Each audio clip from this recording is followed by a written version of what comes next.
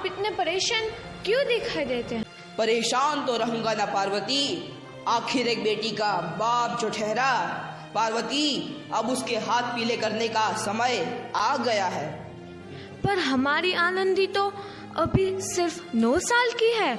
अभी तो उसके पढ़ने, लिखने और खेलने कूदने के दिन हैं। देख पार्वती, लड़कियां पराया धन होती है और जितनी इन्हें घर से विदा कर दे उतना अच्छा है।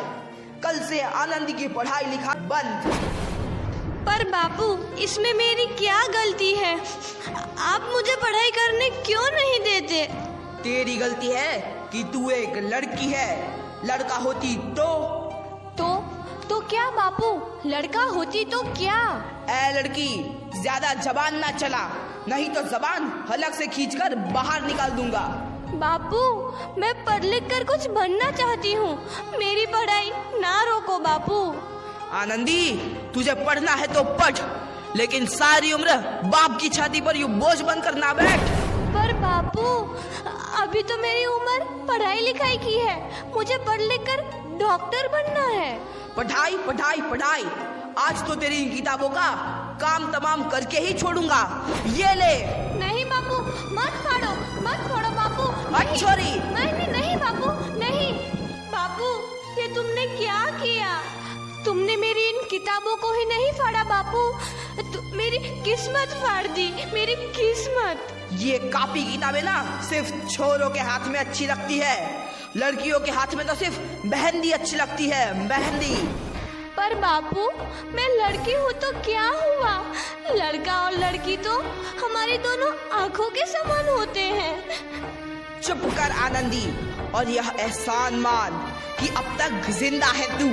कहीं बचपन में गला दबा कर मार दिया होता तो यह तेरी बकबक नहीं सुननी पड़ती आज।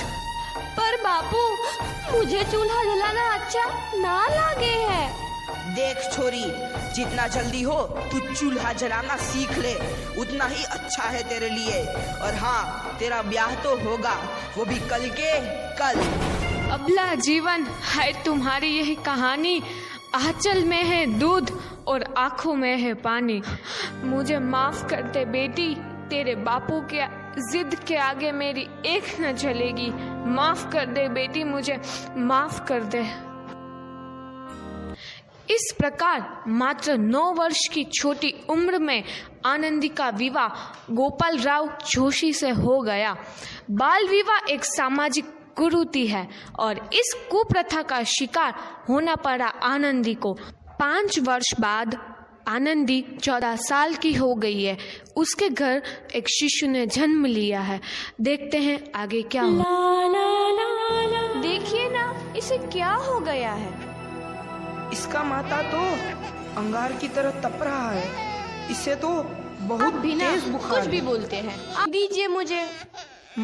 माधव, जल्दी से वैद्य जी को बुला के लाओ। जी, अभी बुला के लाता हूँ। ये तुम क्या कर रही हो आनंदी? भगवान की विभूति लगा रही हूँ।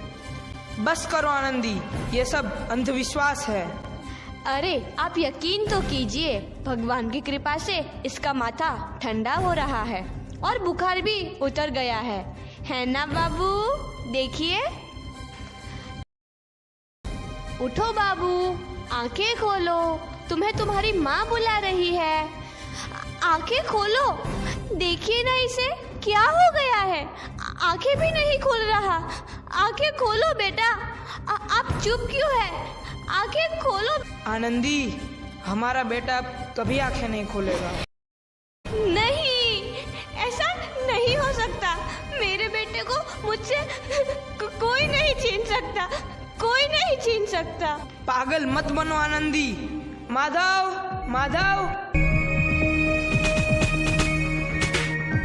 आनंदी, बंद करो ये पागलपन। भगवान ने मेरा बच्चा छीन लिया। भगवान ने नहीं, तुम्हारी अशिक्षा और अंधविश्वास ने तुम्हारा बच्चा छीना है। अगर तुम पढ़ी लिखी होती तो आज हमारा शिशु जीवित होता। तुम अनपढ़ थे आनंदी, अनपढ़। नहीं, अब मैं अनपढ़ नहीं रहूंगी, नहीं रहूंगी मैं अनपढ़। मैं पढ़ूंगी ताकि कल किसी और आनंदी को इलाज के अभाव में अपना बच्चा ना खोना पड़े। शाबाश आनंदी, और यही तुम्हारे अपराध के लिए प्रायश्चित भी है।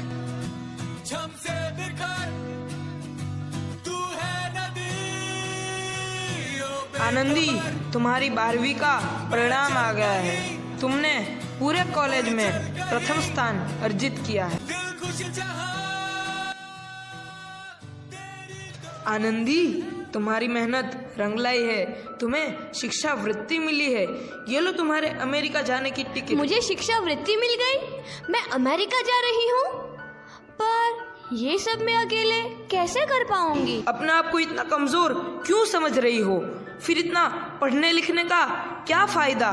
तुम अभी गवार की गवार नहीं हूँ मैं, अब गवार। तो इस प्रकार 7 अप्रैल 1883 को आनंदी अमेरिका के पेंसिल्वेनिया के लिए रवाना हुई और 3 साल बाद उन्होंने डॉक्टर ऑफ मेडिसिन की उपाधि प्राप्त कर ली। इधर आनंदी के पिता की तबीयत बहुत खराब है। आगे क्या होता है देखते हैं। लगता है अब मेरे जाने का समय आ चुका है। अब मैं नहीं बचूंगा। ऐसा मत बोलो। शहर के सिटी हॉस्पिटल में अमेरिका से डिग्री लेकर कोई बड़ा डॉक्टर आया है। एक बार वहाँ चलकर दिखा लेते हैं। हाँ, सही बोला भैया। कम से कम दिल को तसल्ली तो मिल जाएगी। हाँ, चलो चलो जल्दी हॉस्पिटल चलते हैं।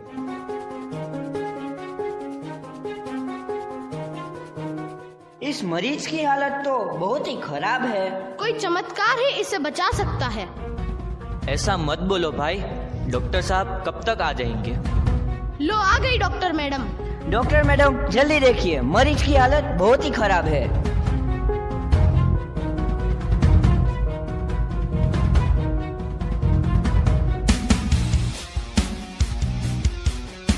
अब आप बिल्कुल ठीक हैं। मौत के मुंह से आपको बचाया है डॉक्टर मैडम ने। डॉक्टर साहब ने मुझे बचा लिया। मुझे मिलना है डॉक्टर साहब से।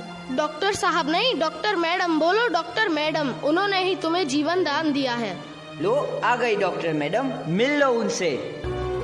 डॉक्टर मैडम, आपका बहुत बहुत धन्यवाद। आपने मेरी जान बचाई। इसके बदले में मैं गरीब भला आपको क्या दे सकता हूँ? वचन चाहिए मुझे कि कभी ये नहीं कहोगे कि लड़कियां कुछ नहीं कर सकती। वचन? ये कैसा वचन? अरे श्यामलाल, तुमने पहचाना नहीं? तुम्हारी बेटी आनंदी। आनंदी? मेरी बेटी आनंदी? डॉक्टर? हाँ बापू, वही आनंदी जिसके लिए बचपन में तूने चूल्हा और दूल्हा के अलावा कुछ नहीं सोचा था। आनंदी, आनंदी मेरी बेटी, मुझे माफ कर दे। मैं तेरा गुनहगार हूँ बेटी। नहीं नहीं बापू, वही आनंदी जिसके हाथ पीले करके तुम उसकी सारी जिंदगी काला कर देना चाहते थे। माफ कर दे मुझे मेरी बच्ची, माफ कर दे। मैं तेरा अपराधी हूँ मेरी बच्ची, माफ कर दे। नहीं बापू, मैंने तो तेरा एहसान चुकाया है। याद है ना अपना एहसान जो बचपन में तुमने मुझ पर किया था? ताने सुना सुना कर जीते जी मार डाला था मुझको। अब बोल, और किस किस को मारेगा? आनंदी बेटी, मुझे माफ कर दे मेरी बच्ची। मैं तेरा गुनहगार हूँ। बापू, आपने ही तो बोला था किताबें सिर्फ बेटों के हाथ में अच्छी लगती है, बेटियों के हाथ में तो सिर्फ मेहंदी। बेटों और बेटियों में फर्क करना दो आंखों में फर्क करने समान है। एक का पढ़ना और दूसरे का ना पढ़ना सामाजिक अंधकार है बापू, सामाजिक अंधकार। उपकार मांगता हूँ मैं तुझ जैसी बेटी का, जिसने सारी उम्र मुझसे कुछ ना मांगा तो सिर्फ बराबरी का दर्जा। वरना सच तो यह है कि मैं तेरी माफी के लायक भी ना हूँ।